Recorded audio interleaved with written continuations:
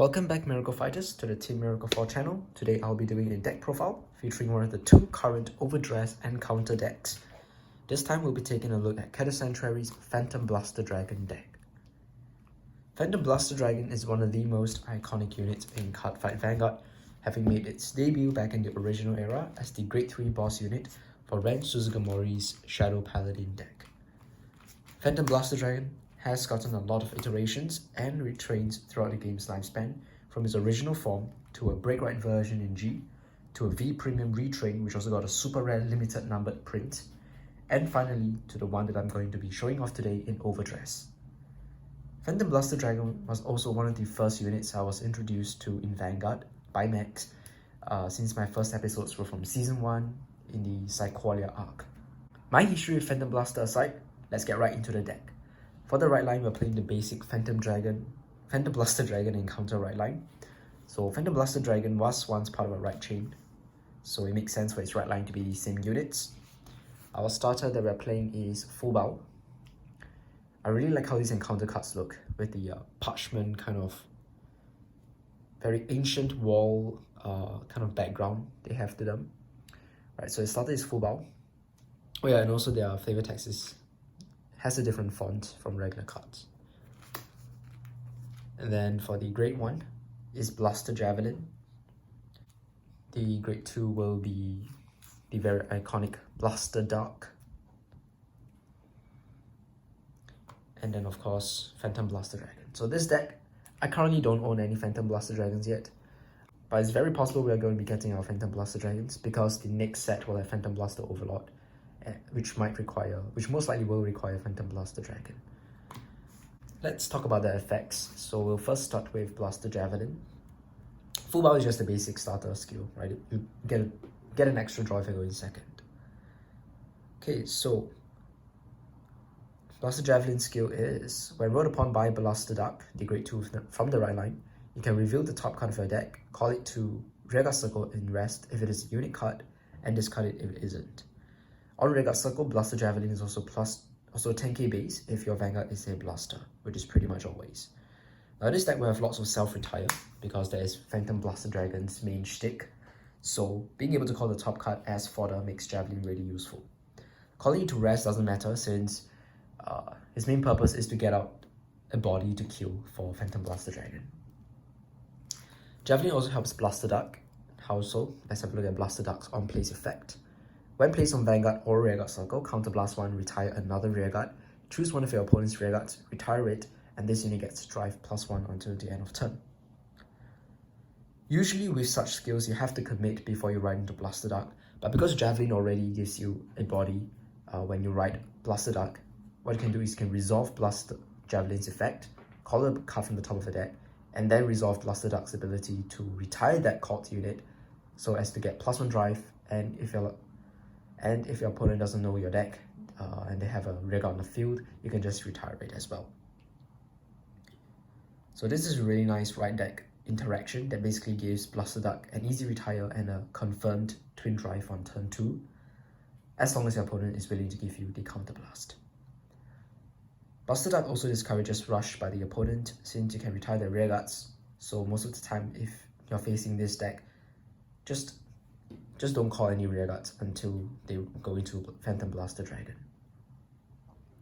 On Rearguard Circle 2, if your Rearguard was retired this turn, Blaster Dark gets plus 5000 power, so this will proc from his effect, as well as Phantom Blaster Dragon's effect.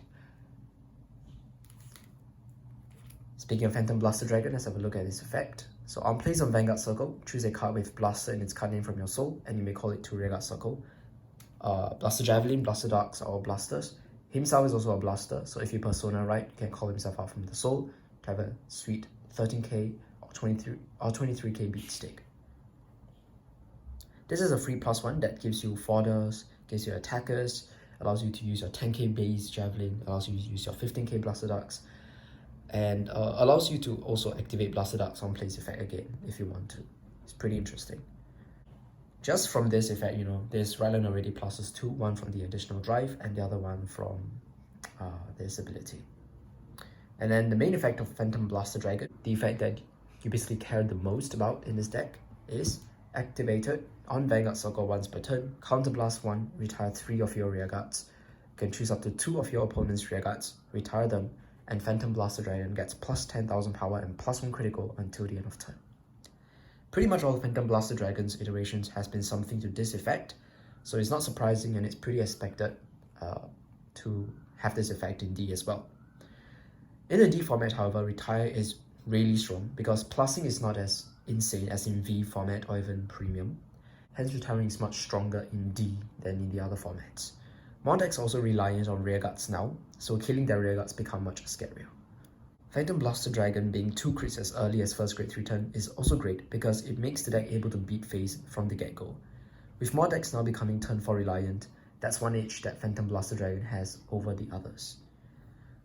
Now since we want to be spamming Phantom Blaster skill every turn, so we want to be retiring 3 of your rearguards every turn, we will be playing a lot of cards that will help us recuperate or pay for these hefty costs. So with this effect in mind, we can actually get right into the main deck. So unlike my other deck profiles, I'm actually going to be starting off with the great ones. Like most Shadow Paladin decks, because this is technically a Shadow Paladin deck, your best units come from your great ones. Let me focus. Okay. So you can see how these encounter cards are different in that at the bottom right, that's the clan symbol. So yeah, we'll start off first with the great ones. We play 4 copies of the absolutely staple Witch of Pandering Brunner in this deck. So Brunner is like the descendant of Nevin. 5k base, witch card. Okay, so her ability is continuous. If your Vanguard is a blaster, and this unit will be retired for your card's cost, it may be regarded as retiring 2 rearguards. Phantom Blaster Dragon requires retiring 3, so if you retire Brunner as one of them, you just need to retire 1 other rearguard and you'll be able to fulfill Phantom Blaster Dragon's cost. This will help you to greatly save up your unit resources and makes Phantom Blaster Dragon more fair. Brunner is the best sacrificial unit, and basically you want to aim to use her as a sacrifice every turn for Phantom Blaster Dragon. As such, Brunner is one of your main cards that you want to mulligan for, or at least try to draw into before your grade 3 turn. And to do so, we have a lot of cards that can actually fish her out from the deck as well. So yeah, Brunner, absolutely you have to play 4 copies of this card if you don't want to be minusing too much. The next real one will be 4 copies of the Armor Piercing Knight Mugain. Now this is one card that can help to bring out your Brunners. So let's have a look at Mugain. So this is one of the new cards from DBT04, the most recent set.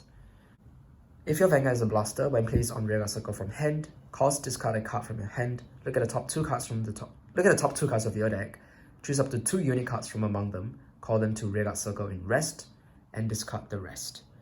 Now this basically works similar to Javelin in that you are just getting 40 cards for Phantom Blaster to kill. You don't care if the called units are in rest or not, because 95% of the time, you'll be killing those cards for your Vanguard's effect. Mugain basically is a cheap and easy +1, and for now is staple in this deck. In terms of card economics, she's pretty much the same as Brunner. She can be regarded as being 2 bodies, but now with her, you actually have an 8k booster, which can be pretty useful with your grade 2s. Now there's actually a Phantom Blaster variant which uses Mugain with this grade 1 from set 3 called the Knight of Heavenly Piercing Isalta. So Isalta's effect is when placed on rearguard or discarded from hand, you can stand one of your back row rearguards. So what players will do is that they will discard Isalta using Mugain, and you have the option to actually use one of those called units by Mugain as attackers or boosters. It's an interesting interaction and can be pretty useful as well. For me though, my aim is just to get sack for this, and space is kind of tight in this deck as well, but it's definitely something you guys could consider. Regardless, Mugain is a 4-off in this deck. Lastly, for the great ones, of course, we have the encounter card, Black Sage Charon, which came out together with Phantom Blaster Dragon in set 2. So it's a 7k base grade 1 with the ability, on place on rearguard circle, if your Vanguard is a blaster, you can rest himself to look at the top card of the deck and call it to rearguard if it's a unit card. However, at the end of the turn, you have to retire the called unit. If you did not call anything, you just leave the card that you looked at on the top of the deck. 7k doesn't really matter, right? Charon basically serves as fodder for Phantom Blaster. You rarely keep this card on the field as a booster anyways. And once again, being able to generate a free body on plays means that he works similar to Mugen and Brunner. Even though that free body lasts just one turn, what you will do is you will usually retire that called card by Charon with Phantom Blaster Dragon's effect anyways. So there's actually no drawback for Charon. One interesting thing about Charon is that if you use his effect and you see like a trigger on the top of a deck, you can choose not to call that card. Even though it means that you may not have that many rearguards to sacrifice for Phantom Blaster Dragon, but sometimes leaving a trigger on the top of the deck is more beneficial. So that's one way that you can use Charon as well. So all these great ones have one thing in common, which is each of them sort of counts himself as 2 retire fodders. Brunner is literally just 2. Mugen calls 2 for the cost of this card, 1. And then Charon rests itself to call 1 more.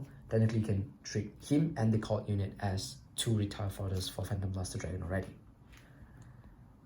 With such a lineup, you rarely have to worry about not having retire fodders for Phantom Blaster. So yeah, pretty much most of the time you'll be retiring your boosters for Phantom Blaster Dragon's effect. And then to finish up the great ones, we just have our 4 PGs, Aegis Mare Dragon. I have 1 from the start deck because I don't have a 4th Aegis Mare. Link has them though, so yeah, we can just share our cards, but yeah, I'm just currently using one of these from the start deck. The artwork looks pretty good. But yeah, Aegis Mare, you would definitely want Aegis Mare. In case your hand gets too low, it's a free PG. So a total of 16 great ones. Okay, so now let's move on to our grade 2s. Our grade 2s, they're mainly beat sticks. So as I've mentioned, you'll be using your grade 1s and generally your boosters as retire fodder for Phantom Blaster Dragon. So you'll want to have attackers that can swing for numbers unboosted, so at least 13k and above. As such, we are playing additional copies of Blaster Duck for the second effect to get plus 5000 power when your rearguard is retired this turn. So 15k can hit the Vanguard unboosted, and if you have a Mugen or something, you can form a 23k column as well. Most of the time, you'll not be using Phantom Blaster's first effect on rearguard circle because firstly, you don't really have that many rearguards to retire, and secondly, most of the time, you want to be reserving your rearguards and your counterblast for Phantom Blaster Dragon. So yeah, Blaster Duck is mainly the deck for the 15k attack, though the first skill is still an additional option that you might want to consider in certain matchups. Up next, we have 3 copies of the Darkness Maiden Maha. So Maha is also another encounter card. Very nice art. On place on rearguard circle, if your Vanguard is a Blaster, she gets plus 5000 power until the end of turn. So once again, 15k attacker. Additionally, she also has a second part to her effect. So blast 1, retire another rearguard. Look at the top 5 cards of your deck. Choose up to 1 grade 1 or less unit card from among them. Call it to rearguard and shuffle the deck. It might not be a plus overall because it's sec 1 to get 1, but Maha's purpose is to dig for your Brunners as well as your Charons. So if you get these 2 cards out with Maha's ability, you are technically plussing, right? Because each of them can technically be regarded as 2 fodders for Phantom Blaster Dragon. Unfortunately, Mugen's effect is on place, so Maha will not be able to use Mugen if you call Mugen out. But because Mugen is still a normal unit and you're getting it out from the deck and then shuffling afterwards, you can just count it as deck thinning, right? In niche cases, Maha can also convert dead triggers in your hand, or dead triggers that you call out using like Mugen or Charon into usable units. Because what you can do is, let's say you use Charon, rest it, you call like a crit or a draw from the top of the deck, then you can use Maha so that's one retire the crit or draw into like an actual booster or something. Especially Mugen, right? Because it's 8k based. Other great ones don't really have much difference in power compared to traders. But yeah, that's one way you can use Maha. Maha can also convert a rested card into an actual booster, so cards like Charon, cards like Mugen, they involve resting units, or calling units in rest. Maha can just retire the rested card to get out something instead. So that's one way to use Maha as well. So Maha, I think, is pretty flexible in the way you use her, and I'm playing her at 3. For our final grade 2, we are playing 4 copies of this new card. His name is the Unnatural Knight, Dalbaith. Dalbaith is a new card from DBT04, and he basically fills the role as the main attacker of the deck. His skill is continuous during your turn. If 2 or more rearguards were retired for the cost of your card with Blaster in its card name this turn, he gets plus 10,000 power. This brings his power up to 20,000, making him the highest powered rearguard unboosted. 20k is a 10k guard against grade 3 Vanguards, which is pretty tough, and boosted by an 8k goes to 28k, which forces a 20k shield. If you're going first as well, and you're staring down at a grade 2 Vanguard on your opponent's field, Dalbaith is a trigger guard, which is pretty insane, considering they also have to guard Phantom Blaster Dragon's 2 crit attack. In my opinion, Dalbaith is one of the best support that Phantom Blaster Dragon has gotten. His ability is simple but effective. He's essentially an upgraded Blaster Dark. So Blaster Dark is 15k for 1 retire. Dalbaith gets up to 20k for 2 retires. Phantom Blaster Dragon already retires 3, so all these conditions are pretty much redundant. So you will always have this guy at 20k. That's what I'm saying. So yeah, it's just really good. I really like Dalbaith, and I play him at 4 copies. What I would change for this grade 2 lineup is maybe cut one Blaster Dark for a Maha. That's one way that's one change that you guys might consider, just for the deck digging. But this deck does use Soul, and we generally don't have much Soul, so that's why I only play Maha at 3 copies. A permanent 15k is also better than a non-place 15k, and that's why I split them 3-2 like that. But yeah, I'm pretty satisfied with this grade 2 lineup. They're just beat stick cards basically. I know if you want to play beat stick cards, there are a couple of alternatives, non-grade 2 alternatives. So for example, Reverse Coil Knight Nuada, as well as Knight of Desolation Fionuala. So Fionuala gets plus 10k if there are no other units in the same column as herself, so she's 18k beat stick. That's higher than these 2 grade 2s. Nuada is similar. When it attacks, if there are no other rearguards, it gets plus 5k until the end of turn. But at the end of the battle, you get to restand himself. So you will not lose out on the 3 attacks, the minimum 3 attacks that this deck can do. The only problem is that these 2 have flaws, right? They have flaws that I think Dalbaith doesn't really have. So firstly, Fionuala requires no other units in the same column as herself, meaning her power is maximum 18. All these cards can be boosted, which means that you may go even higher than their base powers. Blaster Dark is 15, sure, it's lower than 18, but boosted by something, he can reach 20 and above, right? Which is already better than Fionuala. Dalbaith similar, and same thing for this one as well. This requires you to have nothing in the same column, which means that you may not be able to hit for a trigger guard, and sometimes you want to be hitting for trigger guards. Same thing goes for Nuada. He's also 18k and requires nothing on your field. This means that you can't really aggro, can't really go all in. You have to, keep some pieces in your hand just so you can use Nuada. And the bad thing about Nuada is that he's 18, right? So he's 18 on his first attack, and then when he restats, he's still an 18k attacker. So if the first attack your opponent takes and checks a trigger, he suddenly can't hit. And because he cannot have a booster, there's no way for his power to hit above 23k. So you just have one attack that will not be able to hit then. Yeah, so that's the reasons why I'm not playing this 2. And I feel that this is a good enough lineup.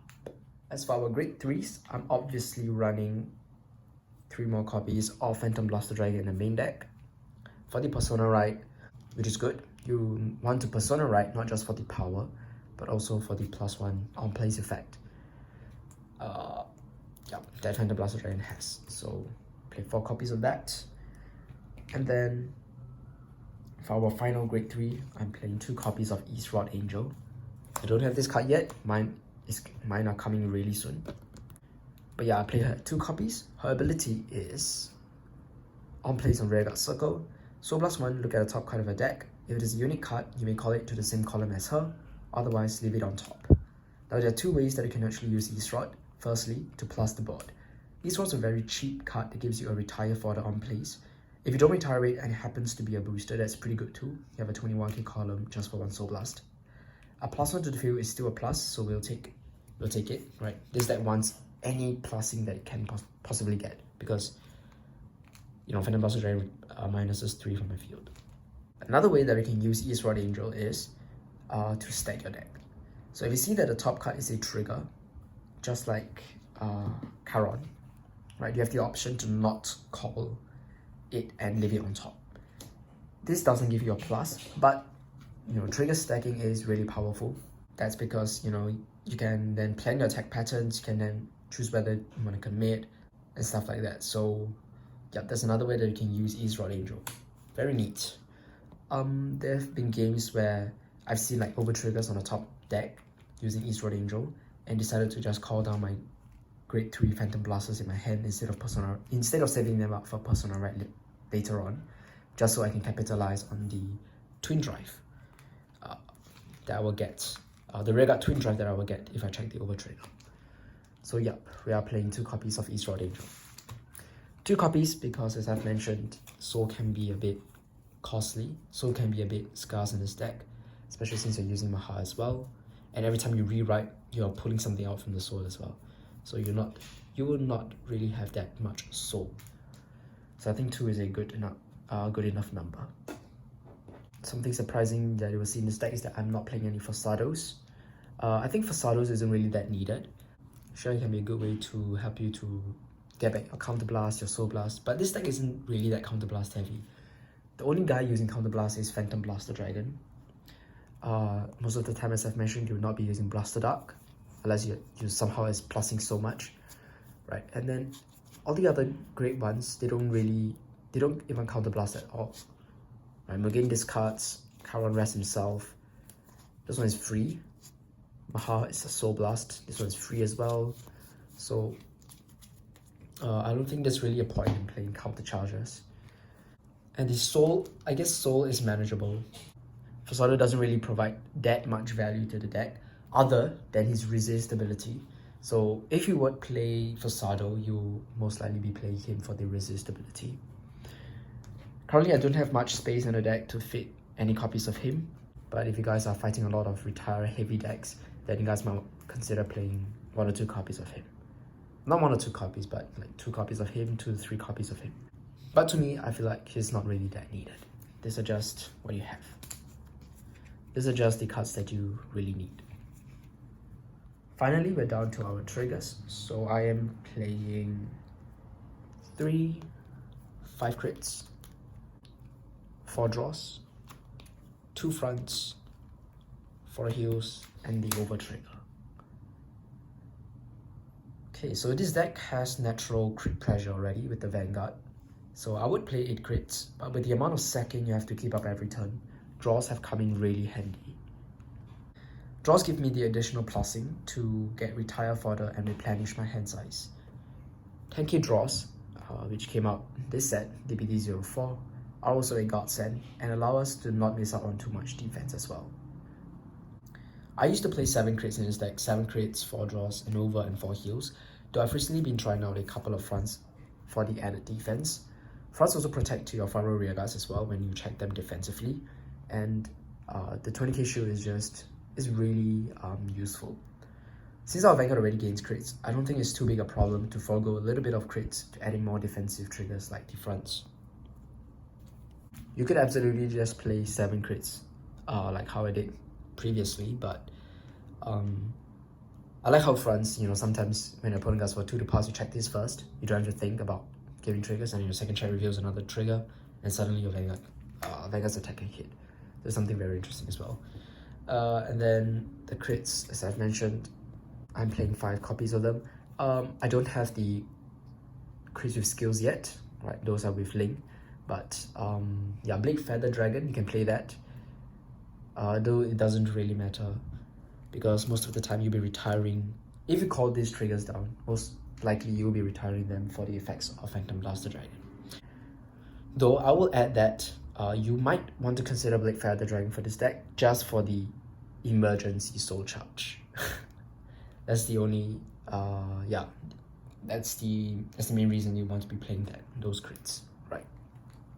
If you call them out with cards like Mugen or Charon, especially if you call that the Blade Feather Dragon with Charon, since it's going to be retired at the end of the turn, if you don't retire it with Phantom Blaster Dragon, what you can do is you can use it as a booster and then send it into the soul, give a unit 2k, and suddenly you have an additional spare soul that you can use for cards like Maha or East Rod Angel. So definitely if you have those effect crits, play them. I just don't have, that's why I'm playing on these vanilla ones. And then for heals don't have effects, but they're very mandatory. Helps you to survive matchups, helps you to counter charge as well. So yeah, heals. And of course, can't miss out the Overtrigger in the D format.